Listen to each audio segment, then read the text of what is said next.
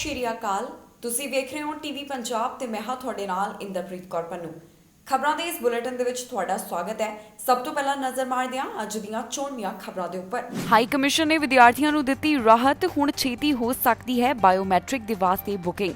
America ਤੋਂ ਆਏ ਯਾਤਰੀਆਂ ਨੂੰ $20,000 ਦੇ ਜੁਰਮਾਨੇ, ਕੈਨੇਡਾ ਪਹੁੰਚ ਦਿਖਾਏ ਟੀਕੇ ਦੇ ਜਾਲੀ ਦਸਤਾਵੇਜ਼। ਪੰਜਾਬੀ ਮੂਲ ਦੇ ਐਮਐਲਏ ਨੂੰ ਲੱਗਾ $15,000 ਦਾ ਜੁਰਮਾਨਾ, ਤੂਰ ਨੇ ਸੂਬਾਈ ਚੋਣਾਂ ਦੇ ਵਿੱਚ ਕੀਤਾ ਸੀ ਨਿਯਮਾਂ ਦਾ ਉਲੰਘਣ। ਵਰਕਰਾਂ ਨੂੰ ਮਿਲਣ ਵਾਲੀ ਸਬਸਿਡੀ ਦੇ ਵਿੱਚ ਵਾਧਾ, ਕੈਨੇਡਾ ਦੀ ਵਿੱਤ ਮੰਤਰੀ ਨੇ ਕੀਤਾ ਐਲਾਨ। ਕੈਨੇਡਾ ਵਾਸੀਆਂ ਦੇ ਲਈ ਚੇਤਾਵਨੀ ਹੋਈ ਜਾਰੀ, ਕੋਰੋਨਾ ਦੀ ਚੌਥੀ ਲਹਿਰ ਆਉਣ ਦਾ ਹੈ ਖਤਰਾ। ਕੈਨੇਡੀਅਨ ਹਾਈ ਕਮਿਸ਼ਨ ਵੱਲੋਂ ਵਿਦਿਆਰਥੀਆਂ ਦੇ ਬਾਰੇ ਵਿੱਚ ਜਾਣਕਾਰੀ ਸਾਂਝੀ ਕੀਤੀ ਗਈ ਹੈ, ਜਿੱਥੇ ਉਹਨਾਂ ਵੱਲੋਂ ਵਿਦਿਆਰਥੀਆਂ ਨੂੰ ਰਾਹਤ ਦਿੱਤੀ ਗਈ। ਟਵਿੱਟਰ ਦੇ ਰਾਹੀਂ ਹਾਈ ਕਮਿਸ਼ਨ ਨੇ ਜਾਣਕਾਰੀ ਦਿੱਤੀ ਹੈ ਕਿ ਵਿਦਿਆਰਥੀ ਹੁਣ ਪਹਿਲਾਂ ਆਪਣੀ ਬਾਇਓਮੈਟ੍ਰਿਕ ਅਪਾਇੰਟਮੈਂਟ ਬੁੱਕ ਕਰਵਾ ਸਕਦੇ ਨੇ। ਇਸ ਦੇ ਨਾਲ ਹੀ ਉਹਨਾਂ ਨੇ ਇਹ ਵੀ ਦੱਸਿਆ ਹੈ ਕਿ ਜਿਹੜੇ ਵਿਦਿਆਰਥੀ ਪਹਿਲਾਂ ਆਪਣੀ ਬੁਕਿੰਗ ਕਰਵਾ ਚੁੱਕੇ ਨੇ ਉਹ ਰੱਦ ਕਰਵਾ ਕੇ ਛੇਤੀ ਆਪਣੀ ਅਪਾਇੰਟਮੈਂਟ ਦੀ ਬੁਕਿੰਗ ਦੁਬਾਰਾ ਤੋਂ ਕਰਵਾ ਸਕਦੇ ਹਨ। ਕਿਵੇਂ, ਦੱਸਾਂਗੇ ਇਸ ਖਬਰ ਦੇ ਵਿੱਚ। ਕੈਨੇਡੀਅਨ ਹਾਈ ਕਮਿਸ਼ਨ ਵੱਲੋਂ ਬਾਇਓਮੈਟ੍ਰਿਕ ਅਪਾਇੰਟਮੈਂਟ ਦੇ ਬਾਰੇ ਵਿੱਚ ਜਾਣਕਾਰੀ ਦਿੱਤੀ ਗਈ ਹੈ, ਜਿੱਥੇ ਉਹਨਾਂ ਨੇ ਦੱਸਿਆ ਹੈ ਕਿ ਕਿਵੇਂ ਸਮੇਂ ਤੋਂ ਪਹਿਲਾਂ ਬਾਇਓਮੈਟ੍ਰਿਕ ਅਪਾਇੰਟਮੈਂਟ ਲਈ ਜਾ ਸਕਦੀ ਹੈ। ਇਹ ਜਾਣਕਾਰੀ ਹਾਈ ਕਮਿਸ਼ਨ ਵੱਲੋਂ ਵਿਦਿਆਰਥੀਆਂ ਦੇ ਵਾਸਤੇ ਜਾਰੀ ਕੀਤੀ ਗਈ, ਜਿੱਥੇ ਉਹਨਾਂ ਨੇ ਦੱਸਿਆ ਹੈ ਕਿ 30 ਜੁਲਾਈ ਤੋਂ ਭਾਰਤ ਦੇ ਵਿੱਚ ਵੀਜ਼ਾ ਐਪਲੀਕੇਸ਼ਨ ਸੈਂਟਰਸ ਦੇ ਵਿੱਚ ਡੈਡੀਕੇਟਿਡ ਬਾਇਓਮੈਟ੍ਰਿਕਸ ਅਪਾਇੰਟਮੈਂਟ ਦੀ ਸ਼ੁਰੂਆਤ ਕੀਤੀ ਜਾ ਰਹੀ ਹੈ। ਇਸ ਦੇ ਤਹਿਤ ਵਿਦਿਆਰਥੀ ਆਪਣੀ ਅਪਾਇੰਟਮੈਂਟ ਬੁੱਕ ਕਰਵਾ ਸਕਦੇ ਨੇ। ਇੱਕ ਹੋਰ ਟਵੀਟ ਕਰਕੇ ਹਾਈ ਕਮਿਸ਼ਨ ਵੱਲੋਂ ਇਹ ਵੀ ਜਾਣਕਾਰੀ ਦਿੱਤੀ ਗਈ ਹੈ ਕਿ ਜਿਹੜੇ ਵਿਦਿਆਰਥੀ ਆਪਣੀ ਪੁਰਾਣੀ ਅਪਾਇੰਟਮੈਂਟ ਨੂੰ ਬੁੱਕ ਕਰਵਾ ਕੇ ਦੁਬਾਰਾ ਜਲਦ ਅਪਾਇੰਟਮੈਂਟ ਹਾਸਲ ਕਰਨਾ ਚਾਹੁੰਦੇ ਨੇ, ਉਹ ਅਜਿਹਾ ਅਪਾਇੰਟਮੈਂਟ ਮੈਨੇਜਮੈਂਟ ਸਿਸਟਮ ਦੇ ਜ਼ਰੀਏ ਕਰ ਸਕਦੇ ਹਨ। ਨਾਲ ਹੀ ਹਾਈ ਕਮਿਸ਼ਨ ਦਾ ਕਹਿਣਾ ਹੈ ਕਿ ਇਹ service study permits, short term study ਅਤੇ ਰਿਟਰਨਿੰਗ ਸਟੂਡੈਂਟਸ ਦੇ ਵਾਸਤੇ ਮੁਹੱਈਆ ਕਰਵਾਈ ਜਾ ਰਹੀ ਹੈ। ਪਰ ਜੇਕਰ ਕੋਈ ਹੋਰ ਇਸ ਦੇ ਵਾਸਤੇ ਅਪਾਇੰਟਮੈਂਟ ਬੁੱਕ ਕਰਵਾਵੇਗਾ ਤਾਂ BFS ਦੇ ਵੱਲੋਂ ਉਸ ਨੂੰ ਕੈਂਸਲ ਜਾਣੀ ਕਿ ਰੱਦ ਕਰ ਦਿੱਤਾ ਜਾਵੇਗਾ। ਦੱਸੀਏ ਕਿ ਭਾਰਤ ਦੇ ਵਿੱਚ ਕੋਰੋਨਾ ਵਾਇਰਸ ਦੇ ਕਾਰਨ ਵੀਜ਼ਾ ਐਪਲੀਕੇਸ਼ਨ ਸੈਂਟਰਸ ਦੇ ਵੱਲੋਂ ਕੁਝ ਸੇਵਾਵਾਂ ਹੀ ਮੁੜ ਤੋਂ ਸ਼ੁਰੂ ਕੀਤੀਆਂ ਗਈਆਂ ਨੇ, ਜਿਸ ਦੀ ਜਾਣਕਾਰੀ ਲਗਾਤਾਰ ਉਹਨਾਂ ਵੱਲੋਂ ਟਵਿੱਟਰ ਦੇ ਉੱਪਰ ਸਾਂਝੀ ਕੀਤੀ ਜਾ ਰਹੀ ਹੈ। ਭਾਰਤ ਦੇ ਵਿੱਚ 5 ਜੁਲਾਈ ਤੋਂ ਪਾਸਪੋਰਟ ਸਬਮਿਸ਼ਨ ਸਰਵਿਸ ਦੀ ਮੁੜ ਤੋਂ ਸ਼ੁਰੂਆਤ ਕੀਤੀ ਗਈ। ਇਸ ਦੇ ਨਾਲ ਹੀ 19 ਜੁਲਾਈ ਤੋਂ ਟੂ-ਵੇ ਕੁਰੀਅਰ ਦੇ ਰਾਹੀਂ ਪਾਸਪੋਰਟ ਸਬਮਿਸ਼ਨ ਦੀ ਸੇਵਾ ਨੂੰ ਵੀ ਮੁੜ ਤੋਂ ਸ਼ੁਰੂ ਕਰ ਦਿੱਤਾ ਗਿਆ। ਇਸ ਦੇ ਬਾਰੇ ਵਿੱਚ ਹਾਈ ਕਮਿਸ਼ਨ ਵੱਲੋਂ ਪਹਿਲਾਂ ਹੀ ਜਾਣਕਾਰੀ ਸਾਂਝੀ ਕੀਤੀ ਜਾ ਚੁੱਕੀ ਹੈ। ਅਮਰੀਕਾ ਤੋਂ ਕੈਨੇਡਾ ਆਉਣ ਵਾਲੇ ਯਾਤਰੀਆਂ ਨੂੰ $20,000 ਦੇ ਜੁਰਮਾਨੇ ਲਗਾਏ ਗਏ। ਦਰਅਸਲ ਜਦੋਂ ਇਹ ਯਾਤਰੀ ਅਮਰੀਕਾ ਤੋਂ ਟੋਰਾਂਟੋ 에ਅਰਪੋਰਟ ਦੇ ਉੱਪਰ ਪਹੁੰਚੇ, ਇਹਨਾਂ ਵੱਲੋਂ ਵੈਕਸੀਨੇਸ਼ਨ ਦੇ ਨਾਲ ਸੰਬੰਧਿਤ ਝੂਠੇ ਦਸਤਾਵੇਜ਼ ਦਿਖਾਏ ਗਏ, ਜਿਸ ਤੋਂ ਬਾਅਦ ਇਹਨਾਂ ਦੇ ਉੱਪਰ ਕਾਰਵਾਈ ਕੀਤੀ ਗਈ ਹੈ ਅਤੇ ਦੋਹਾਂ ਨੂੰ ਜੁਰਮਾਨੇ ਲਗਾਏ ਗਏ ਨੇ। ਕੈਨੇਡਾ ਦੇ ਵਿੱਚ ਅਮਰੀਕਾ ਤੋਂ ਆਉਣ ਵਾਲੇ 2 ਯਾਤਰੀਆਂ ਨੂੰ $20,000 ਦੇ ਜੁਰਮਾਨੇ ਲਗਾਏ ਗਏ ਹਨ। ਦਰਅਸਲ ਇਹਨਾਂ ਯਾਤਰੀਆਂ ਵੱਲੋਂ ਕੈਨੇਡਾ ਪਹੁੰਚਣ ਦੇ ਉੱਪਰ ਝੂਠੇ ਵੈਕਸੀਨ ਦੇ ਨਾਲ ਸੰਬੰਧਿਤ ਦਸਤਾਵੇਜ਼ ਦਿਖਾਏ ਗਏ। ਜਾਣਕਾਰੀ ਦੇ ਮੁਤਾਬਕ ਇਹ 2 ਟਰੈਵਲਰਸ ਅਮਰੀਕਾ ਤੋਂ ਟੋਰਾਂਟੋ 에ਅਰਪੋਰਟ ਦੇ ਉੱਪਰ ਆਏ। Public health agency of Canada ਵੱਲੋਂ ਜਾਣਕਾਰੀ ਦਿੱਤੀ ਗਈ ਹੈ ਕਿ ਇਹਨਾਂ ਯਾਤਰੀਆਂ ਵੱਲੋਂ ਹੋਟਲ ਦੇ ਵਿੱਚ ਕੁਆਰੰਟੀਨ ਤੋਂ ਵੀ ਮਨਾ ਕੀਤਾ ਗਿਆ। ਇਸ ਦੇ ਨਾਲ ਹੀ ਉਹਨਾਂ ਵੱਲੋਂ ਟੈਸਟ ਔਨ ਅਰਾਈਵਲ ਕਰਾਉਣ ਤੋਂ ਵੀ ਨਾ ਕੀਤੀ ਜਾ ਰਹੀ ਸੀ। ਏਜੰਸੀ ਵੱਲੋਂ ਦੱਸਿਆ ਗਿਆ ਕਿ ਪਿਛਲੇ ਹਫ਼ਤੇ $19,720 ਦੇ 4 ਜੁਰਮਾਨੇ ਇਸ ਸੰਬੰਧੀ ਪਹਿਲਾਂ ਹੀ ਲਗਾਏ ਜਾ ਚੁੱਕੇ ਹਨ। ਜ਼ਿਕਰਯੋਗ ਹੈ ਕਿ 5 ਜੁਲਾਈ ਤੋਂ ਕੈਨੇਡਾ ਵੱਲੋਂ ਫੁੱਲੀ ਵੈਕਸੀਨੇਟਡ ਕੈਨੇਡੀਅਨਸ ਅਤੇ ਫੋਰਨ ਨੈਸ਼ਨਲਸ ਦੇ ਵਾਸਤੇ ਕੁਆਰੰਟੀਨ ਤੋਂ ਰਾਹਤ ਦਾ ਐਲਾਨ ਕੀਤਾ ਗਿਆ। ਪਰ ਇਸ ਦੇ ਲਈ ਜ਼ਰੂਰੀ ਹੈ ਕਿ ਆਉਣ ਵਾਲੇ ਯਾਤਰੀ ਆਪਣੇ ਵੈਕਸੀਨ ਦੇ ਬਾਰੇ ਵਿੱਚ ਸਾਰੀ ਜਾਣਕਾਰੀ ਅਰਾਈਵ ਕੈਨ ਐਪ ਦੇ ਉੱਪਰ ਅਪਲੋਡ ਕਰਨ। ਪਰ ਜਿਨ੍ਹਾਂ ਵੱਲੋਂ ਅਜੇ ਤੱਕ ਕੋਵਿਡ-19 ਵੈਕਸੀਨ ਨਹੀਂ ਲਗਵਾਈ ਗਈ, ਉਹਨਾਂ ਨੂੰ ਗਵਰਨਮੈਂਟ ਅਪਰੂਵਡ ਹੋਟਲ ਦੇ ਵਿੱਚ ਕੁਆਰੰਟੀਨ ਕਰਨਾ ਪੈਂਦਾ ਹੈ। ਇਸ ਤੋਂ ਬਾਅਦ ਬਾਕੀ ਸਾਰੇ ਉਹਨਾਂ ਨਿਯਮਾਂ ਦੀ ਪਾਲਣਾ ਕਰਨੀ ਜ਼ਰੂਰੀ ਹੈ ਜੋ ਕੈਨੇਡਾ ਵੱਲੋਂ ਕੋਰੋਨਾ ਵਾਇਰਸ ਦੇ ਦੌਰਾਨ ਐਲਾਨ ਕੀਤੇ ਗਏ ਸਨ। ਝੂਠੇ ਡਾਕੂਮੈਂਟਸ ਦਿਖਾਉਣ ਦੇ ਮਾਮਲੇ ਸਾਹਮਣੇ ਆਉਣ ਤੋਂ ਬਾਅਦ ਏਜੰਸੀ ਵੱਲੋਂ ਚੇਤਾਵਨੀ ਜਾਰੀ ਕੀਤੀ ਗਈ ਹੈ, ਜਿੱਥੇ ਉਹਨਾਂ ਦਾ ਕਹਿਣਾ ਹੈ ਕਿ ਆਉਣ ਵਾਲੇ ਯਾਤਰੀ ਆਪਣੇ ਟੀਕੇ ਦੇ ਬਾਰੇ ਵਿੱਚ ਸਹੀ ਜਾਣਕਾਰੀ ਮੁਹੱਈਆ ਕਰਵਾਉਣ, ਨਹੀਂ ਤਾਂ ਇਸ ਦਾ ਖਮਿਆਜ਼ਾ ਉਹਨਾਂ ਨੂੰ ਭੁਗਤਣਾ ਪਵੇਗਾ। ਜਾਣਕਾਰੀ ਦੇ ਮੁਤਾਬਕ ਕੈਨੇਡਾ ਦੇ ਵਿੱਚ ਕੁਆਰੰਟੀਨ ਦੇ ਨਿਯਮ ਦਾ ਉਲੰਘਣ ਕਰਨ ਦੇ ਉੱਪਰ $5,000 ਤੱਕ ਦਾ ਜੁਰਮਾਨਾ ਲਗਾਇਆ ਜਾ ਸਕਦਾ ਹੈ। ਕੈਨੇਡਾ ਦੇ ਵਿੱਚ ਪੰਜਾਬੀ ਮੂਲ ਦੇ ਐਮਐਲਏ ਨੂੰ $15,000 ਤੱਕ ਦਾ ਜੁਰਮਾਨਾ ਲਗਾਇਆ ਗਿਆ। ਜਿਸ ਐਮਐਲਏ ਨੂੰ ਜੁਰਮਾਨਾ ਲਗਾਇਆ ਗਿਆ ਉਸ ਦਾ ਨਾਮ ਦਵਿੰਦਰ ਤੂਰ ਹੈ। ਦੋਸ਼ ਹੈ ਕਿ ਉਸ ਵੱਲੋਂ ਸੂਬਾਈ ਚੋਣਾਂ ਦੇ ਵਿੱਚ ਨਿਯਮਾਂ ਦਾ ਉਲੰਘਣ ਕੀਤਾ ਗਿਆ ਸੀ, ਜਿਸ ਤੋਂ ਬਾਅਦ ਦਵਿੰਦਰ ਤੂਰ ਨੂੰ ਜੁਰਮਾਨਾ ਲਗਾਇਆ ਗਿਆ। ਕੈਨੇਡਾ ਦੇ ਵਿੱਚ ਪੰਜਾਬੀ ਮੂਲ ਦੇ ਐਮਐਲਏ ਨੂੰ ਜੁਰਮਾਨਾ ਲੱਗਾ ਹੈ। ਕੈਲਗਰੀ ਤੋਂ ਐਮਐਲਏ ਨੂੰ ਚੋਣ ਨਿਯਮਾਂ ਦਾ ਉਲੰਘਣ ਕਰਨ ਦੇ ਉੱਪਰ $15,000 ਦਾ ਜੁਰਮਾਨਾ ਲਗਾਇਆ ਗਿਆ। ਦਰਅਸਲ ਪੰਜਾਬੀ ਮੂਲ ਦੇ ਐਮਐਲਏ ਦਵਿੰਦਰ ਤੂਰ ਨੂੰ 2019 ਦੀਆਂ ਚੋਣਾਂ ਦੇ ਵਿੱਚ ਨਿਯਮਾਂ ਦਾ ਉਲੰਘਣ ਕਰਨ ਦੇ ਚੱਲਦਿਆਂ $15,000 ਦਾ ਜੁਰਮਾਨਾ ਲਗਾਇਆ ਗਿਆ। ਇਹ ਜੁਰਮਾਨਾ ਐਲਬਰਟਾ ਇਲੈਕਸ਼ਨਸ ਦੇ ਵੱਲੋਂ ਦਵਿੰਦਰ ਤੂਰ ਨੂੰ ਲਗਾਇਆ ਗਿਆ ਹੈ। ਜਾਣਕਾਰੀ ਦੇ ਮੁਤਾਬਕ ਸੂਬਾਈ ਚੋਣਾਂ ਦੇ ਵਿੱਚ ਤੂਰ ਵੱਲੋਂ ਤੈਅ ਖਰਚ ਤੋਂ ਵੱਧ ਰਕਮ ਖਰਚ ਕੀਤੀ ਗਈ ਅਤੇ ਉਹਨਾਂ ਵੱਲੋਂ ਮੁੱਖ ਚੋਣ ਅਧਿਕਾਰੀ ਕੋਲ ਗਲਤ ਵਿੱਤੀ ਬਿਆਨ ਦਰਜ ਕਰਵਾਏ ਗਏ, ਜਿਸ ਤੋਂ ਬਾਅਦ ਉਹਨਾਂ ਦੇ ਉੱਪਰ ਚਾਰਜਸ ਲਗਾਏ ਗਏ ਹਨ। ਇਸ ਦੇ ਨਾਲ ਹੀ ਤੂਰ ਵੱਲੋਂ ਸੂਬਾਈ ਚੋਣਾਂ ਦੇ ਵਿੱਚ ਨਾਮਜ਼ਦਗੀ ਹਾਸਲ ਕਰਨ ਸਮੇਂ ਨਿਯਮਾਂ ਦੀ ਉਲੰਘਣ ਕਰਨ ਦੀ ਵੀ ਗੱਲ ਸਾਹਮਣੇ ਆਈ ਹੈ। ਜਾਣਕਾਰੀ ਦੇ ਲਈ ਦੱਸ ਦਈਏ ਕਿ ਦਵਿੰਦਰ ਤੂਰ ਕੰਜ਼ਰਵੇਟਿਵ ਪਾਰਟੀ ਦੇ ਨਾਲ ਸੰਬੰਧ ਰੱਖਦੇ ਹਨ। ਇਸ ਸਭ ਤੋਂ ਵੱਧ ਦਵਿੰਦਰ ਤੂਰ ਦਾ ਵੀ ਬਿਆਨ ਸਾਹਮਣੇ ਆਇਆ ਹੈ, ਜਿੱਥੇ ਉਹਨਾਂ ਵੱਲੋਂ ਕਿਹਾ ਜਾ ਰਿਹਾ ਹੈ ਕਿ ਕਮਿਸ਼ਨਰ ਦੀ ਪੜਤਾਲ ਦੇ ਵਿੱਚ ਉਹਨਾਂ ਵੱਲੋਂ ਪੂਰਾ ਸਹਿਯੋਗ ਦਿੱਤਾ ਜਾਵੇਗਾ। ਨਾਲ ਹੀ ਉਹਨਾਂ ਦਾ ਕਹਿਣਾ ਹੈ ਕਿ ਇਲੈਕਸ਼ਨ ਦੇ ਪ੍ਰੋਸੈਸ ਸੰਬੰਧੀ ਨਿਯਮਾਂ ਦਾ ਪਾਲਣ ਉਹਨਾਂ ਨੂੰ ਬਿਹਤਰ ਤਰੀਕੇ ਦੇ ਨਾਲ ਕਰਨਾ ਚਾਹੀਦਾ ਸੀ। ਦਵਿੰਦਰ ਤੂਰ ਵੱਲੋਂ ਇਸ ਜੁਰਮਾਨੇ ਦੀ ਅਦਾਇਗੀ ਕੀਤੀ ਜਾਵੇਗੀ। ਫੈਡਰਲ ਸਰਕਾਰ ਵੱਲੋਂ ਵਰਕਰਸ ਅਤੇ ਬਿਜ਼ਨਸ ਨੂੰ ਕੋਵਿਡ-19 ਵਾਇਰਸ ਦੇ ਦੌਰਾਨ ਜੋ ਬੈਨੀਫਿਟ ਦਿੱਤੇ ਜਾ ਰਹੇ ਸਨ, ਇਹਨਾਂ ਨੂੰ ਅਗਲੇ ਇੱਕ ਹੋਰ ਮਹੀਨੇ ਦੇ ਵਾਸਤੇ ਵਧਾ ਦਿੱਤਾ ਗਿਆ ਹੈ। ਜੀ ਹਾਂ, ਇਹਨਾਂ ਦੀ ਮਿਆਦ ਜਿਹੜੀ ਹੈ ਸਤੰਬਰ ਮਹੀਨੇ ਖਤਮ ਹੋਣ ਵਾਲੀ ਸੀ, ਪਰ ਹੁਣ ਇਸ ਨੂੰ ਅਕਤੂਬਰ ਮਹੀਨੇ ਤੱਕ ਵਧਾ ਦਿੱਤਾ ਗਿਆ ਹੈ। तमाम ਕਾਰੋਬਾਰੀ ਅਤੇ ਵਰਕਰਸ ਦੇ ਵੱਲੋਂ ਫੈਡਰਲ ਸਰਕਾਰ ਦੇ ਇਸ ਐਲਾਨ ਦਾ, ਇਸ ਫੈਸਲੇ ਦਾ ਸਵਾਗਤ ਕੀਤਾ ਗਿਆ। ਇਸ ਦੀ ਜਾਣਕਾਰੀ ਕੈਨੇਡਾ ਦੀ ਵਿੱਤ ਮੰਤਰੀ ਵੱਲੋਂ ਸਾਂਝੀ ਕੀਤੀ ਗਈ ਹੈ। ਆਟਵਾ ਵੱਲੋਂ ਵਰਕਰਸ ਅਤੇ ਬਿਜ਼ਨਸ ਦੇ ਵਾਸਤੇ ਕੋਵਿਡ-19 ਸਬਸਿਡੀਜ਼ ਨੂੰ ਇੱਕ ਵਾਰ ਫਿਰ ਤੋਂ ਵਧਾਇਆ ਗਿਆ। ਇਸ ਦੇ ਬਾਰੇ ਕੈਨੇਡਾ ਦੀ ਫਾਈਨਾਂਸ ਮਿਨਿਸਟਰ ਵੱਲੋਂ ਜਾਣਕਾਰੀ ਦਿੱਤੀ ਗਈ, ਜਿੱਥੇ ਉਹਨਾਂ ਨੇ ਦੱਸਿਆ ਕਿ ਫੈਡਰਲ ਸਰਕਾਰ ਵੱਲੋਂ ਕੋਵਿਡ-19 ਬੈਨੀਫਿਟਸ ਨੂੰ ਅਗਲੇ 30 ਦਿਨਾਂ ਦੇ ਲਈ ਵਧਾਇਆ ਜਾ ਰਿਹਾ ਹੈ। ਦੱਸ ਦਈਏ ਕਿ ਇਹ ਬੈਨੀਫਿਟਸ ਪਹਿਲਾਂ ਸਤੰਬਰ ਮਹੀਨੇ ਦੇ ਵਿੱਚ ਐਕਸਪਾਇਰ ਹੋਣ ਵਾਲੇ ਸਨ। ਵਰਕਰਸ ਅਤੇ ਕਾਰੋਬਾਰਾਂ ਦੇ ਵਾਸਤੇ ਜੋ ਲਾਭ ਅਗਲੇ ਇੱਕ ਹੋਰ ਮਹੀਨੇ ਦੇ ਲਈ ਵਧਾਇਆ ਗਿਆ, ਇਸ ਦੇ ਪਿੱਛੇ ਕਾਰਨ ਡੈਲਟਾ ਵੇਰੀਐਂਟ ਦਾ ਫੈਲਾਅ ਦੱਸਿਆ ਗਿਆ। ਇੱਕ ਪ੍ਰੈਸ ਕਾਨਫਰੰਸ ਦੇ ਵਿੱਚ ਬੋਲਦਿਆਂ ਫ੍ਰੀਲੈਂਡ ਨੇ ਜਾਣਕਾਰੀ ਦਿੱਤੀ ਹੈ ਕਿ ਵੇਜ ਸਬਸਿਡੀ ਅਤੇ ਰੈਂਟ ਸਬਸਿਡੀ ਨੂੰ ਅਗਲੇ ਇੱਕ ਮਹੀਨੇ ਦੇ ਲਈ ਐਕਸਟੈਂਡ ਕੀਤਾ ਜਾ ਰਿਹਾ ਹੈ। ਇਸ ਦੇ ਨਾਲ ਹੀ Canada recovery benefit, Canada recovery care giving benefit ਅਤੇ ਕੈਨੇਡਾ ਰਿਕਵਰੀ ਸਿਕਨੈਸ ਬੈਨੀਫਿਟ ਨੂੰ ਵੀ ਵਧਾਇਆ ਗਿਆ। ਇਹਨਾਂ ਸਾਰੇ ਲਾਭਾਂ ਦੀ ਮਿਆਦ ਸਤੰਬਰ 25 ਨੂੰ ਖਤਮ ਹੋਣ ਵਾਲੀ ਸੀ, ਜਿਸ ਨੂੰ ਹੁਣ ਅੱਗੇ ਅਕਤੂਬਰ 23 ਤੱਕ ਵਧਾ ਦਿੱਤਾ ਗਿਆ। ਫ੍ਰੀਲੈਂਡ ਦਾ ਕਹਿਣਾ ਹੈ ਕਿ ਸਰਕਾਰ ਦਾ ਮੰਨਣਾ ਹੈ ਕਿ ਇਹਨਾਂ ਹਾਲਾਤਾਂ ਦੇ ਵਿੱਚ ਸਾਨੂੰ ਵਰਕਰਸ ਅਤੇ ਕਾਰੋਬਾਰਾਂ ਦੇ ਲਈ ਬਣਦੀ ਮਦਦ ਦੇਣੀ ਚਾਹੀਦੀ ਹੈ। ਉਨ੍ਹਾਂ ਕਿਹਾ ਕਿ ਕੈਨੇਡਾ ਦੀ ਆਰਥਿਕਤਾ ਦੇ ਵਿੱਚ ਹੌਲੀ-ਹੌਲੀ ਪਹਿਲਾਂ ਦੇ ਮੁਕਾਬਲੇ ਸੁਧਾਰ ਵੀ ਦਰਜ ਕੀਤਾ ਜਾ ਰਿਹਾ ਹੈ। ਸਰਕਾਰ ਦੇ ਇਸ ਫੈਸਲੇ ਦਾ Canadian federation of independent businesses ਅਤੇ the tourism association of Canada ਵੱਲੋਂ ਸਵਾਗਤ ਕੀਤਾ ਗਿਆ ਹੈ, ਜਿੱਥੇ ਉਨ੍ਹਾਂ ਵੱਲੋਂ ਸਰਕਾਰ ਦੇ ਇਸ ਕਦਮ ਨੂੰ ਸਕਾਰਾਤਮਕ ਦੱਸਿਆ ਗਿਆ। ਦੱਸੀਏ ਕਿ ਕੈਨੇਡਾ ਦੇ ਵਿੱਚ ਡੈਲਟਾ ਵੇਰੀਐਂਟ ਦਾ ਫੈਲਾਅ ਦੇਖਿਆ ਜਾ ਰਿਹਾ ਹੈ, ਜਿਸ ਤੋਂ ਬਾਅਦ ਮਾਹਿਰਾਂ ਵੱਲੋਂ ਵੀ ਆਪਣੀ ਚਿੰਤਾ ਦਾ ਪ੍ਰਗਟਾਵਾ ਕੀਤਾ ਜਾ ਰਿਹਾ ਹੈ ਤੇ ਉਧਰ ਸਰਕਾਰ ਵੱਲੋਂ ਵਰਕਰਸ ਅਤੇ ਬਿਜ਼ਨਸ ਨੂੰ ਫਾਇਦਾ ਦੇਣ ਦੇ ਵਾਸਤੇ ਆਪਣੇ ਬੈਨੀਫਿਟਸ ਨੂੰ ਅੱਗੇ ਵਧਾਇਆ ਗਿਆ। ਜਾਣਕਾਰੀ ਦੇ ਲਈ ਦੱਸ ਦਈਏ ਕਿ ਪ੍ਰਧਾਨ ਮੰਤਰੀ ਜਸਟਿਨ ਟਰੂਡੋ ਵੱਲੋਂ तमाम ਕੈਨੇਡੀਅਨਸ ਨੂੰ ਅਪੀਲ ਕੀਤੀ ਗਈ ਹੈ ਕਿ ਜਲਦ ਤੋਂ ਜਲਦ ਕੋਵਿਡ-19 ਵੈਕਸੀਨ ਹਾਸਲ ਕੀਤੀ ਜਾਵੇ ਤਾਂ ਕਿ ਕੋਰੋਨਾ ਵਾਇਰਸ ਜਾਣੀ ਕਿ ਡੈਲਟਾ ਵੇਰੀਐਂਟ ਦੇ ਫੈਲਾਅ ਦੇ ਖਤਰੇ ਨੂੰ ਰੋਕਿਆ ਜਾਵੇ। ਕੈਨੇਡਾ ਦੇ ਵਿੱਚ ਕੋਰੋਨਾ ਵਾਇਰਸ ਦੀ ਚੌਥੀ ਲਹਿਰ ਨੂੰ ਲੈ ਕੇ ਚੇਤਾਵਨੀ ਜਾਰੀ ਕੀਤੀ ਗਈ ਹੈ। ਕੈਨੇਡਾ ਦੀ chief public health officer doctor Theresa Tam ਵੱਲੋਂ ਡੈਲਟਾ ਵੇਰੀਐਂਟ ਨੂੰ ਲੈ ਕੇ ਚਿੰਤਾ ਦਾ ਪ੍ਰਗਟਾਵਾ ਕੀਤਾ ਗਿਆ। ਉਹਨਾਂ ਦਾ ਕਹਿਣਾ ਹੈ ਕਿ ਡੈਲਟਾ ਵੇਰੀਐਂਟ ਦਾ ਫੈਲਾਅ ਤੇ ਉਸ ਤੋਂ ਬਾਅਦ ਵੱਖ-ਵੱਖ ਸੂਬਿਆਂ ਦੇ ਵਿੱਚ ਜੋ ਹੁਣ ਪਾਬੰਦੀਆਂ ਤੋਂ ਛੇਤੀ ਰਾਹਤ ਦਿੱਤੀ ਜਾ ਰਹੀ ਹੈ, ਇਸ ਦੇ ਕਾਰਨ ਕੈਨੇਡਾ ਦੇ ਵਿੱਚ ਚੌਥੀ ਲਹਿਰ ਆ ਸਕਦੀ ਹੈ। ਨਾਲ ਹੀ ਉਹਨਾਂ ਵੱਲੋਂ ਇਹ ਵੀ ਕਿਹਾ ਗਿਆ ਹੈ ਕਿ ਜੇਕਰ ਵੱਧ ਕੈਨੇਡੀਅਨਸ ਅਜੇ ਰਹਿੰਦੇ ਨੇ ਜਿਨ੍ਹਾਂ ਵੱਲੋਂ ਕੋਵਿਡ-19 ਵੈਕਸੀਨ ਨਹੀਂ ਲਗਵਾਈ ਗਈ, ਜੇਕਰ ਉਹ ਵੈਕਸੀਨ ਹਾਸਲ ਕਰ ਲੈਣ ਤਾਂ ਫਿਰ ਇਸ ਚੌਥੀ ਲਹਿਰ ਦੇ ਖਤਰੇ ਨੂੰ ਟਾਲਿਆ ਜਾ ਸਕਦਾ ਹੈ। ਕੈਨੇਡਾ ਦੇ ਪਬਲਿਕ ਹੈਲਥ ਆਫੀਸ਼ੀਅਲਸ ਦੇ ਵੱਲੋਂ ਕੋਰੋਨਾ ਵਾਇਰਸ ਦੀ ਚੌਥੀ ਲਹਿਰ ਨੂੰ ਲੈ ਕੇ ਚੇਤਾਵਨੀ ਜਾਰੀ ਕੀਤੀ ਗਈ। ਇਹਨਾਂ ਹੈਲਥ ਆਫੀਸ਼ੀਅਲਸ ਦਾ ਕਹਿਣਾ ਹੈ ਕਿ ਕੈਨੇਡਾ ਦੇ ਵਿੱਚ ਡੈਲਟਾ ਵੇਰੀਐਂਟ ਦੀ ਚੌਥੀ ਲਹਿਰ ਦਾ ਫੈਲਾਅ ਦੇਖਿਆ ਜਾ ਰਿਹਾ ਹੈ। ਡਾਕਟਰਾਂ ਦਾ ਕਹਿਣਾ ਹੈ ਕਿ ਕੈਨੇਡਾ ਦੇ ਵਿੱਚ ਕਈ ਲੋਕ ਕੋਵਿਡ-19 ਵੈਕਸੀਨ ਦੇ ਸ਼ਾਟ ਹਾਸਲ ਨਹੀਂ ਕਰ ਰਹੇ, ਜਿਸ ਤੋਂ ਬਾਅਦ ਇਹ ਦੇਖਿਆ ਜਾ ਰਿਹਾ ਹੈ ਕਿ ਹੁਣ ਕੋਰੋਨਾ ਵਾਇਰਸ ਦੇ ਮਾਮਲੇ ਇੱਕ ਵਾਰ ਫਿਰ ਤੋਂ ਵਧਣ ਲੱਗੇ ਹਨ। Chief public health officer doctor Theresa Tam ਨੇ ਜਾਣਕਾਰੀ ਦਿੱਤੀ ਹੈ ਕਿ ਡੈਲਟਾ ਵੇਰੀਐਂਟ ਦੀ ਚੌਥੀ ਲਹਿਰ ਕੈਨੇਡਾ ਦੇ ਵਿੱਚ ਦੇਖੀ ਜਾ ਰਹੀ ਹੈ। ਫੈਡਰਲ ਅਧਿਕਾਰੀਆਂ ਦਾ ਕਹਿਣਾ ਹੈ ਕਿ ਕੈਨੇਡਾ ਦੇ ਵਿੱਚ ਕੋਵਿਡ-19 ਵੈਕਸੀਨ ਕਈਆਂ ਦੇ ਨਾ ਲੱਗਾ ਹੋਣ ਦੇ ਕਾਰਨ ਅਤੇ ਪ੍ਰੋਵਿੰਸਸ ਦੇ ਵਿੱਚ ਸਭ ਕੁਝ ਦੁਬਾਰਾ ਤੋਂ ਖੋਲ੍ਹੇ ਜਾਣ ਦੇ ਕਾਰਨ ਕੋਵਿਡ-19 ਦੀ ਚੌਥੀ ਲਹਿਰ ਦਾ ਕੈਨੇਡਾ ਨੂੰ ਸਾਹਮਣਾ ਕਰਨਾ ਪੈ ਸਕਦਾ ਹੈ।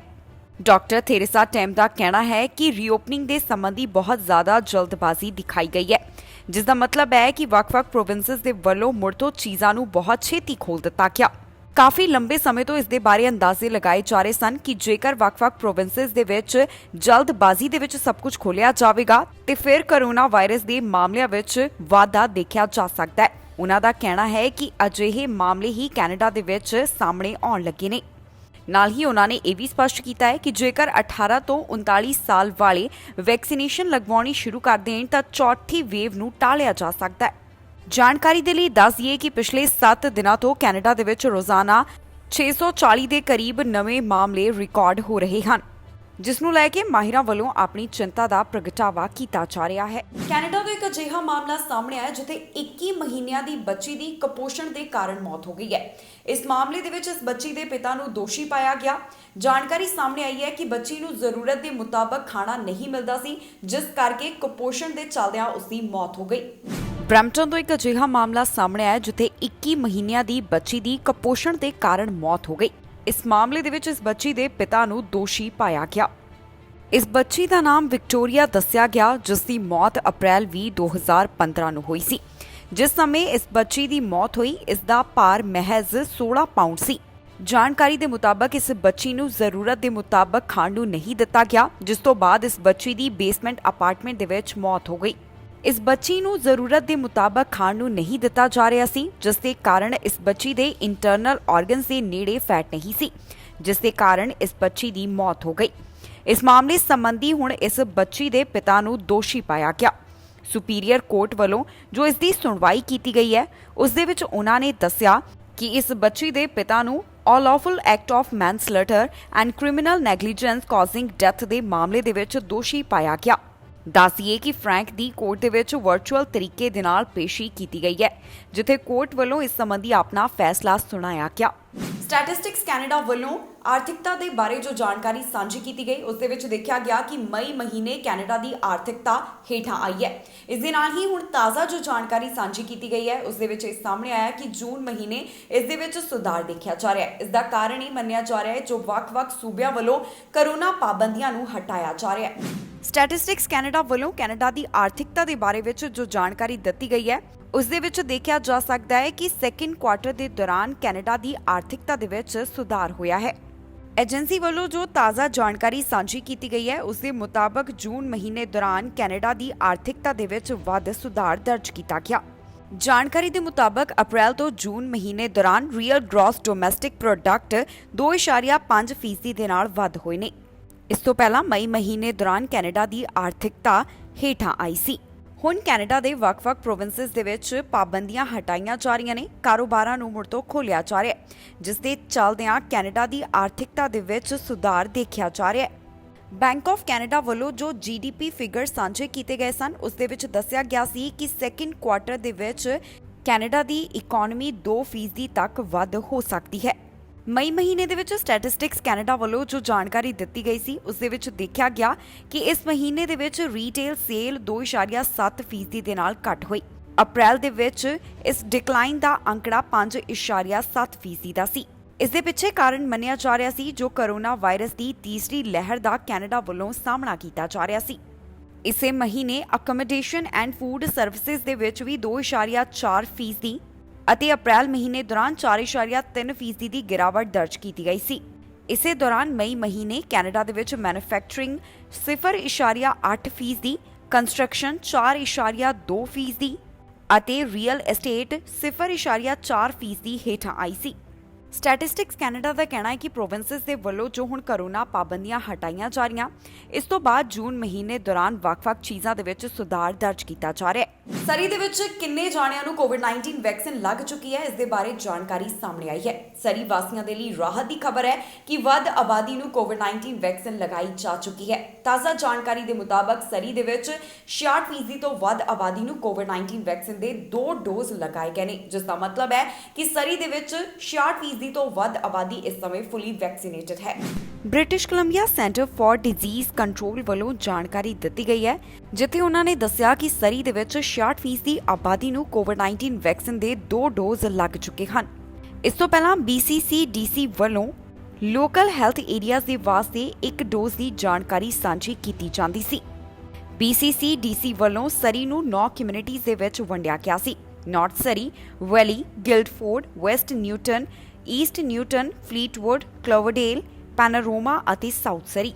ਸਰੀ ਦੇ ਵਿੱਚ ਜਿਨ੍ਹਾਂ ਵੱਲੋਂ ਕੋਵਿਡ-19 ਵੈਕਸੀਨ ਦੀ ਇੱਕ ਡੋਜ਼ ਹਾਸਲ ਕੀਤੀ ਗਈ ਹੈ, ਉਹਨਾਂ ਦੀ ਗਿਣਤੀ 80 ਤੋਂ ਲੈ ਕੇ 88% ਦੇ ਵਿਚਕਾਰ ਦੱਸੀ ਜਾ ਰਹੀ ਹੈ। ਨਾਰਥ ਸਰੀ ਦੇ ਵਿੱਚ 81%, ਵੈਲੀ ਦੇ ਵਿੱਚ 86%, ਗਿਲਡਫੋਰਡ ਦੇ ਵਿੱਚ 80%, ਵੈਸਟ ਨਿਊਟਨ ਦੇ ਵਿੱਚ 88%, ਈਸਟ ਨਿਊਟਨ ਦੇ ਵਿੱਚ 87%, ਫਲੀਟਵੁੱਡ ਦੇ ਵਿੱਚ 86%, ਕਲੋਵਰਡੇਲ ਦੇ ਵਿੱਚ 84%, ਪੈਨਾਰੋਮਾ ਦੇ ਵਿੱਚ 88% ਅਤੇ ਸਾਊਥ ਸਰੀ ਦੇ ਵਿੱਚ 84% ਆਬਾਦੀ ਨੂੰ ਕੋਵਿਡ-19 ਵੈਕਸੀਨ ਦੀ ਇੱਕ ਡੋਜ਼ ਲੱਗ ਚੁੱਕੀ ਹੈ। ਜਿਨ੍ਹਾਂ ਵੱਲੋਂ ਕੋਵਿਡ ਵੈਕਸੀਨ ਦੇ 2 ਡੋਜ਼ ਲਗਾਏ ਗਏ, ਉਹਨਾਂ ਦੀ ਗਿਣਤੀ ਨਾਰਥ ਸਰੀ ਦੇ ਵਿੱਚ 59%, ਵੈਲੀ ਦੇ ਵਿੱਚ 61%, ਗਿਲਡਫੋਰਡ ਦੇ ਵਿੱਚ 65%, ਵੈਸਟ ਨਿਊਟਨ ਦੇ ਵਿੱਚ 61%, ਈਸਟ ਨਿਊਟਨ ਦੇ ਵਿੱਚ 64%, ਫਲੀਟਵੁੱਡ ਦੇ ਵਿੱਚ 70%, ਕਲੋਵਰਡੇਲ ਦੇ ਵਿੱਚ 70%, ਪੈਨਾਰੋਮਾ ਦੇ ਵਿੱਚ 69% ਅਤੇ ਸਾਊਥ ਸਰੀ ਦੇ ਵਿੱਚ 72% ਦੀ ਹੈ, ਜਿਸ ਦਾ ਮਤਲਬ ਹੈ ਕਿ ਕੁੱਲ ਮਿਲਾ ਕੇ ਸਰੀ ਦੇ ਵਿੱਚ 66% ਦੀ ਆਬਾਦੀ ਇਸ ਸਮੇਂ ਫੁੱਲੀ ਵੈਕਸੀਨੇਟਡ ਹੈ। ਟੋਰਾਂਟੋ ਪੁਲਿਸ ਵੱਲੋਂ ਇੱਕ ਚੇਤਾਵਨੀ ਜਾਰੀ ਕੀਤੀ ਗਈ ਹੈ। ਇਹ ਚੇਤਾਵਨੀ ਇਸ ਕਰਕੇ ਜਾਰੀ ਕੀਤੀ ਗਈ ਕਿਉਂਕਿ ਪਿਛਲੇ ਕੁਝ ਹਫ਼ਤਿਆਂ ਦੌਰਾਨ ਇੱਥੇ ਦੇਖਿਆ ਗਿਆ ਕਿ ਕਈ ਜਾਨਾਂ ਨਸ਼ੇ ਦੀ ਓਵਰਡੋਜ਼ ਦੇ ਕਾਰਨ ਜਾ ਰਹੀਆਂ ਨੇ। ਪੁਲਿਸ ਵੱਲੋਂ ਇਸ ਬਾਰੇ ਜਾਣਕਾਰੀ ਸਾਂਝੀ ਕੀਤੀ ਗਈ ਹੈ। ਨਾਲ ਹੀ ਉਹਨਾਂ ਵੱਲੋਂ ਇਹ ਵੀ ਦੱਸਿਆ ਗਿਆ ਕਿ ਜੇਕਰ ਨਸ਼ੇ ਦਾ ਸੇਵਨ ਕਰਨ ਤੋਂ ਬਾਅਦ ਕਿਸੇ ਨੂੰ ਕੋਈ ਸਰੀਰਕ ਪੱਖੋਂ ਗੰਭੀਰ ਸਮੱਸਿਆ ਆਉਂਦੀ ਹੈ ਤਾਂ ਕਿਵੇਂ ਉਹਨੂੰ ਕਿਸ ਦੇ ਨਾਲ ਸੰਪਰਕ ਕਰਨਾ ਹੋਵੇਗਾ। ਟੋਰਾਂਟੋ ਪੁਲਿਸ ਵੱਲੋਂ ਇੱਕ ਚੇਤਾਵਨੀ ਜਾਰੀ ਕੀਤੀ ਗਈ ਹੈ। ਦਰਅਸਲ ਪਿਛਲੇ 2 ਹਫ਼ਤਿਆਂ ਤੋਂ ਮਿਡਟਾਊਨ ਏਰੀਆ ਦੇ ਵਿੱਚ ਸਸਪੈਕਟਡ ਡਰੱਗ ਓਵਰਡੋਜ਼ ਦੇ ਕਾਰਨ ਕਈਆਂ ਦੀ ਜਾਨ ਚਲੀ ਗਈ। ਪੁਲਿਸ ਵੱਲੋਂ ਜਾਣਕਾਰੀ ਦਿੱਤੀ ਗਈ ਹੈ ਕਿ ਤਾਜ਼ਾ ਮਾਮਲਾ ਸਵੇਰੇ 12:45 ਦੇ ਉੱਪਰ ਸਾਹਮਣੇ ਆਇਆ, ਜਿੱਥੇ ਆਫੀਸਰਸ ਨੂੰ ਡਿਪਾਉਂਟ ਸਟਰੀਟ ਅਤੇ ਸੈਡੀਨਾ ਰੋਡ ਦੇ ਨੇੜੇ ਬੁਲਾਇਆ ਗਿਆ ਸੀ, ਜਿੱਥੇ ਉਹਨਾਂ ਨੂੰ ਇਸ ਹਾਲਤ ਦੇ ਵਿੱਚ ਇੱਕ ਵਿਅਕਤੀ ਅਤੇ ਇੱਕ ਔਰਤ ਮਿਲੇ। ਇਹਨਾਂ ਦੋਹਾਂ ਦੀ ਉਮਰ 39 ਸਾਲ ਦੇ ਕਰੀਬ ਦੱਸੀ ਗਈ। ਐਮਰਜੈਂਸੀ ਕ੍ਰਿਊਜ਼ ਨੇ ਜਾਣਕਾਰੀ ਦਿੱਤੀ ਕਿ ਦੋਵਾਂ ਦੀ ਘਟਨਾ ਵਾਲੀ ਥਾਂ ਦੇ ਉੱਪਰ ਹੀ ਮੌਤ ਹੋ ਗਈ।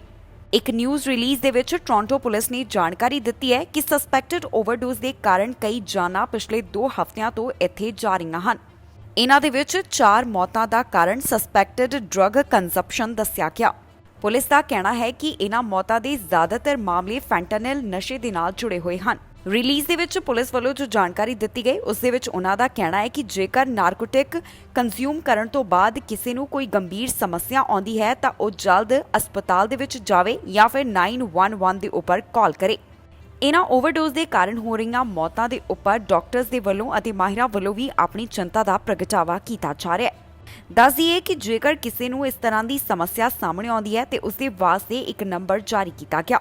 ਇਹ ਨੰਬਰ 1800-463-2338 ਹੈ। ਓਨਟਾਰੀਓ ਵੱਲੋਂ ਜੋ ਆਪਣਾ ਰੀਓਪਨਿੰਗ ਪਲਾਨ ਸਾਂਝਾ ਕੀਤਾ ਗਿਆ ਸੀ, ਉਸ ਦੇ ਮੁਤਾਬਕ ਤੀਸਰੇ ਪੜਾਅ ਦੀ ਓਨਟਾਰੀਓ ਦੇ ਵਿੱਚ ਜਲਦ ਹੀ ਸ਼ੁਰੂਆਤ ਕੀਤੀ ਜਾ ਰਹੀ ਹੈ। ਪਰ ਇਸ ਦੌਰਾਨ ਓਨਟਾਰੀਓ ਸਰਕਾਰ ਵੱਲੋਂ ਸਪਸ਼ਟ ਕਰ ਦਿੱਤਾ ਗਿਆ ਹੈ ਕਿ ਮਾਸਕ ਤੋਂ ਅਜੇ ਓਨਟਾਰੀਓ ਵਾਸੀਆਂ ਨੂੰ ਰਾਹਤ ਨਹੀਂ ਦਿੱਤੀ ਜਾਵੇਗੀ।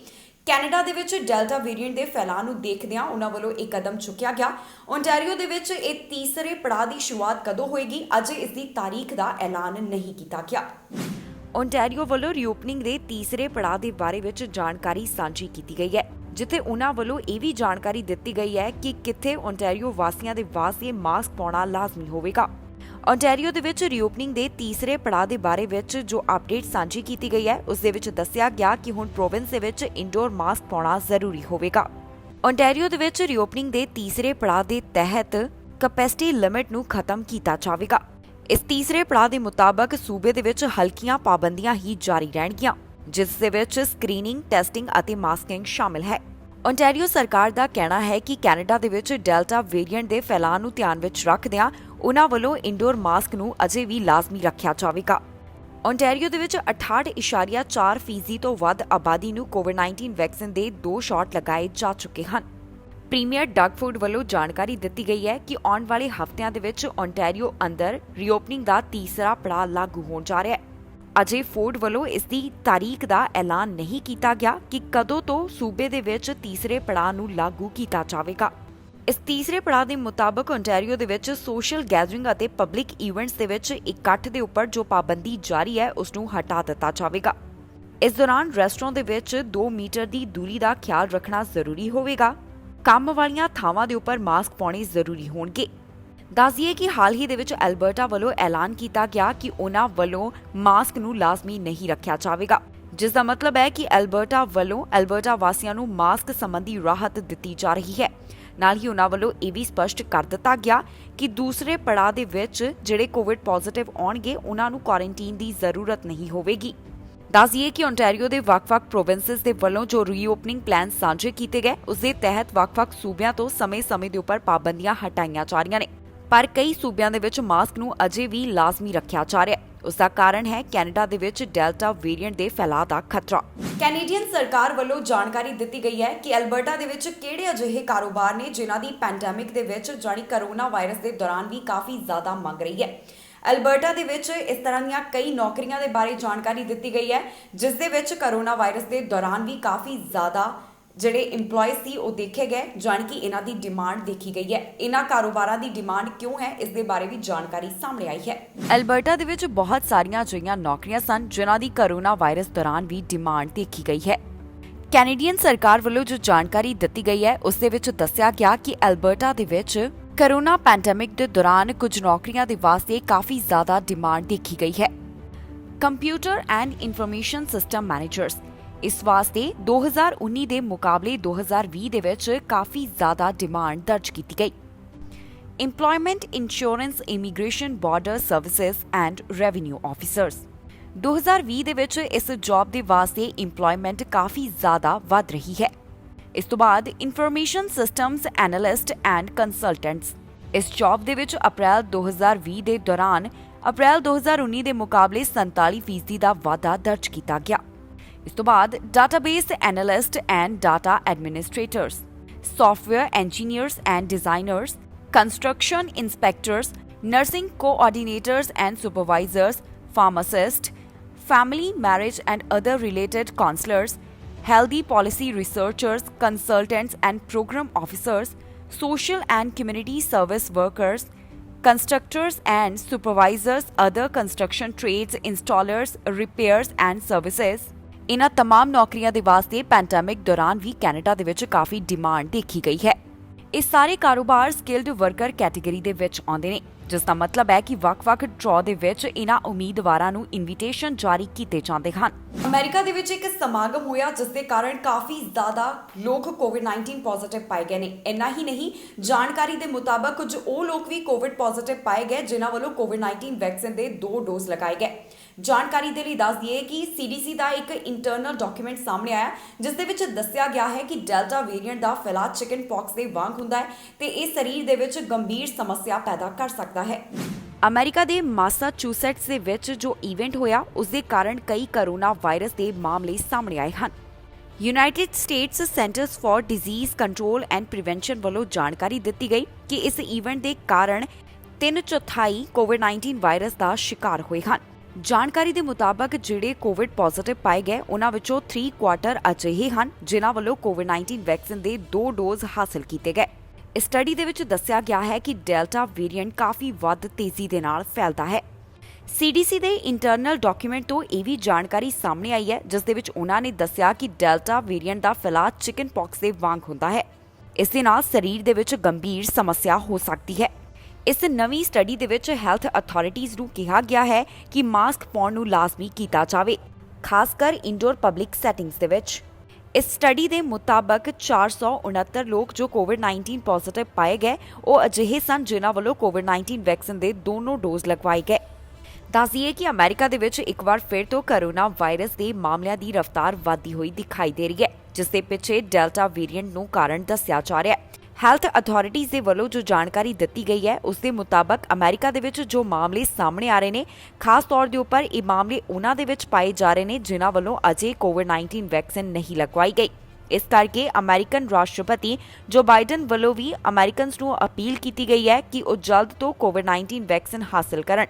ਅਮਰੀਕਾ ਦੇ ਵਿੱਚ ਵਧਦੇ ਹੋਏ ਕਰੋਨਾ ਵਾਇਰਸ ਦੇ ਮਾਮਲਿਆਂ ਨੂੰ ਧਿਆਨ ਵਿੱਚ ਰੱਖਦਿਆਂ CDC ਵੱਲੋਂ ਵੀ ਮਾਸਕ ਬਾਰੇ ਨਵੀਂ ਗਾਈਡੈਂਸ ਜਾਰੀ ਕੀਤੀ ਗਈ ਹੈ ਜਿਸ ਦੇ ਵਿੱਚ ਉਹਨਾਂ ਨੇ ਕਿਹਾ ਹੈ ਕਿ ਫੁੱਲੀ ਵੈਕਸੀਨੇਟਡ ਅਮਰੀਕਨਸ ਨੂੰ ਵੀ ਮਾਸਕ ਪਾਉਣਾ ਹੋਵੇਗਾ। ਇਸ ਖਬਰ ਦੇ ਵਿੱਚ ਜਾਣਕਾਰੀ ਤੁਹਾਡੇ ਨਾਲ ਸਾਂਝੀ ਕਰਾਂਗੇ ਕਿ ਕੈਨੇਡਾ ਦੇ ਕਿਸ ਹਿੱਸੇ ਤੋਂ ਕਿੰਨੇ ਕਰੋਨਾ ਵਾਇਰਸ ਦੇ ਮਾਮਲੇ ਸਾਹਮਣੇ ਆਏ। ਕੈਨੇਡਾ ਦੇ ਵਿੱਚ ਕਰੋਨਾ ਵਾਇਰਸ ਦੇ ਕੀ ਮੌਜੂਦਾ ਹਾਲਾਤ ਨੇ, ਇਸ ਦੇ ਬਾਰੇ ਸਾਰੀ ਇਨਫੋਰਮੇਸ਼ਨ ਦਿਆਂਗੇ ਇਸ ਖਬਰ ਦੇ ਵਿੱਚ। ਓਨਟਾਰੀਓ ਤੋਂ 24 ਘੰਟਿਆਂ ਦੌਰਾਨ 226 ਕਰੋਨਾ ਦੇ ਮਾਮਲੇ ਸਾਹਮਣੇ ਆਏ ਹਨ। ਹੁਣ ਤੱਕ ਸੂਬੇ ਦੇ ਵਿੱਚ 5,50,178 ਦੇ ਕਰੀਬ ਕੁੱਲ ਕੋਰੋਨਾ ਮਾਮਲੇ ਸਾਹਮਣੇ ਆ ਚੁੱਕੇ ਹਨ। ਟੋਰਾਂਟੋ ਤੋਂ 62, ਵਾਟਰਲੂ ਤੋਂ 35, ਪੀਲ ਰੀਜਨ ਤੋਂ 24, ਯਾਰਕ ਰੀਜਨ ਤੋਂ 13, ਹੈਮਿਲਟਨ ਤੋਂ 13, ਹਾਲਟਨ ਰੀਜਨ ਤੋਂ 13 ਮਾਮਲਿਆਂ ਦੀ ਪੁਸ਼ਟੀ ਹੋਈ ਹੈ।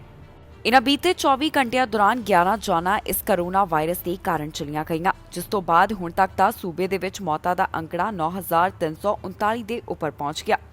ਦੱਸ ਦਈਏ ਕਿ ਸੂਬੇ ਦੇ ਵਿੱਚ 5,39,348 ਦੇ ਕਰੀਬ ਰਿਕਵਰਡ ਮਾਮਲਿਆਂ ਦੀ ਗਿਣਤੀ ਹੈ। ਜਾਣਕਾਰੀ ਦੇ ਮੁਤਾਬਕ 117 ਮਰੀਜ਼ ਇੰਟੈਂਸਿਵ ਕੇਅਰ ਅਧੀਨ ਹਨ। ਓਨਟਾਰੀਓ ਦੇ ਵਿੱਚ 80.2% ਆਬਾਦੀ ਨੂੰ ਕੋਵਿਡ-19 ਵੈਕਸੀਨ ਦੀ ਇੱਕ ਡੋਜ਼ ਲਗਾਈ ਜਾ ਚੁੱਕੀ ਹੈ, ਜਦਕਿ 68.4% ਤੋਂ ਵੱਧ ਆਬਾਦੀ ਨੂੰ ਕੋਵਿਡ-19 ਵੈਕਸੀਨ ਦੇ 2 ਡੋਜ਼ ਲਗਾਏ ਜਾ ਚੁੱਕੇ ਹਨ। ਕਿਊਬੈਕ ਤੋਂ 24 ਘੰਟਿਆਂ ਦੌਰਾਨ 125 ਕੋਰੋਨਾ ਦੇ ਮਾਮਲੇ ਸਾਹਮਣੇ ਆਏ ਅਤੇ ਇਨ੍ਹਾਂ 24 ਘੰਟਿਆਂ ਦੌਰਾਨ ਇੱਕ ਜਾਨ ਇਸ ਵਾਇਰਸ ਦੇ ਕਾਰਨ ਗਈ ਹੈ। ਹੁਣ ਤੱਕ ਕਿਊਬੈਕ ਦੇ ਵਿੱਚ 3,77,297 ਦੇ ਕਰੀਬ ਕੁੱਲ ਕੋਰੋਨਾ ਦੇ ਮਾਮਲੇ ਸਾਹਮਣੇ ਆ ਚੁੱਕੇ ਹਨ। 11,241 ਜਾਨਾਂ ਇਸ ਵਾਇਰਸ ਦੇ ਕਾਰਨ ਜਾ ਚੁੱਕੀਆਂ ਨੇ। अस्पताल ਦੇ ਵਿੱਚ ਮਰੀਜ਼ਾਂ ਦੀ ਗਿਣਤੀ 60 ਦੇ ਕਰੀਬ ਹੈ, ਜਿਨ੍ਹਾਂ ਵਿੱਚੋਂ 17 ਇੰਟੈਂਸਿਵ ਕੇਅਰ ਅਧੀਨ ਹਨ। ਕਿਊਬੈਕ ਦੇ ਵਿੱਚ 83% ਆਬਾਦੀ ਨੂੰ ਕੋਵਿਡ-19 ਵੈਕਸੀਨ ਦੀ ਇੱਕ ਡੋਜ਼ ਲਗਾਈ ਜਾ ਚੁੱਕੀ ਹੈ। ਇਸ ਦੇ ਨਾਲ ਹੀ 64% ਆਬਾਦੀ ਅਜਿਹੀ ਹੈ ਕਿਊਬੈਕ ਦੇ ਵਿੱਚ ਜਿਨ੍ਹਾਂ ਨੂੰ ਕੋਵਿਡ-19 ਵੈਕਸੀਨ ਦੀ 2 ਡੋਜ਼ ਲਗਾਈ ਜਾ ਚੁੱਕੀ ਹੈ। ਮੈਨੀਟੋਬਾ ਤੋਂ 24 ਘੰਟਿਆਂ ਦੌਰਾਨ 46 ਮਾਮਲੇ ਦਰਜ ਕੀਤੇ ਗਏ ਅਤੇ ਇੱਕ ਜਾਨ ਇਸ ਵਾਇਰਸ ਦੇ ਕਾਰਨ ਰਿਕਾਰਡ ਕੀਤੀ ਗਈ ਹੈ। ਪ੍ਰੋਵਿੰਸ ਦੇ ਵਿੱਚ 542 ਦੇ ਕਰੀਬ ਐਕਟਿਵ ਮਾਮਲਿਆਂ ਦੀ ਗਿਣਤੀ ਹੈ। अस्पताल ਦੇ ਵਿੱਚ ਵੀ ਮਰੀਜ਼ਾਂ ਦੀ ਗਿਣਤੀ ਲਗਾਤਾਰ ਘੱਟ ਹੋ ਰਹੀ ਹੈ। ਤਾਜ਼ਾ ਜਾਣਕਾਰੀ ਦੇ ਮੁਤਾਬਕ ਮੈਨੀਟੋਬਾ ਦੇ ਹਸਪਤਾਲਾਂ ਦੇ ਵਿੱਚ 93 ਦੇ ਕਰੀਬ ਉਹ ਮਰੀਜ਼ ਹਨ ਜਿਹੜੇ ਕਿ ਕੋਵਿਡ-19 ਪੋਜ਼ਿਟਿਵ ਨੇ। ਕੈਨੇਡਾ ਦੇ ਵਿੱਚ ਹੁਣ ਤੱਕ 14.3 ਮਿਲੀਅਨ ਦੇ ਕਰੀਬ ਕੁੱਲ ਕੋਰੋਨਾ ਦੇ ਮਾਮਲੇ ਸਾਹਮਣੇ ਆ ਚੁੱਕੇ ਹਨ। 26,599 ਦੇ ਕਰੀਬ ਜਾਨਾਂ ਇਸ ਵਾਇਰਸ ਦੇ ਕਾਰਨ ਹੁਣ ਤੱਕ ਜਾ ਚੁੱਕੀਆਂ ਨੇ। ਇਸ ਦੇ ਨਾਲ ਹੀ ਕੈਨੇਡਾ ਦੇ ਵਿੱਚ 14 ਮਿਲੀਅਨ ਦੇ ਕਰੀਬ ਰਿਕਵਰਡ ਮਾਮਲਿਆਂ ਦੀ ਗਿਣਤੀ ਹੈ।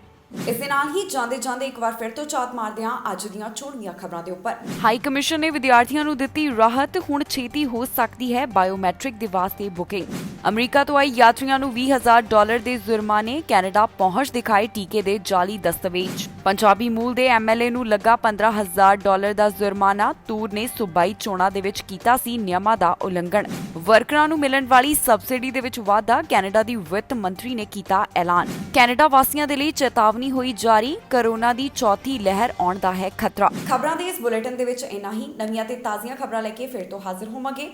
ਫਿਲਹਾਲ ਮੈਨੂੰ ਇੰਦਰਪ੍ਰੀਤ ਕੌਰ ਪੰਨੂ ਨੂੰ ਦਿਓ ਇਜਾਜ਼ਤ ਤੇ ਤੁਸੀਂ ਵੇਖਦੇ ਰਹੋ ਟੀਵੀ ਪੰਜਾਬ।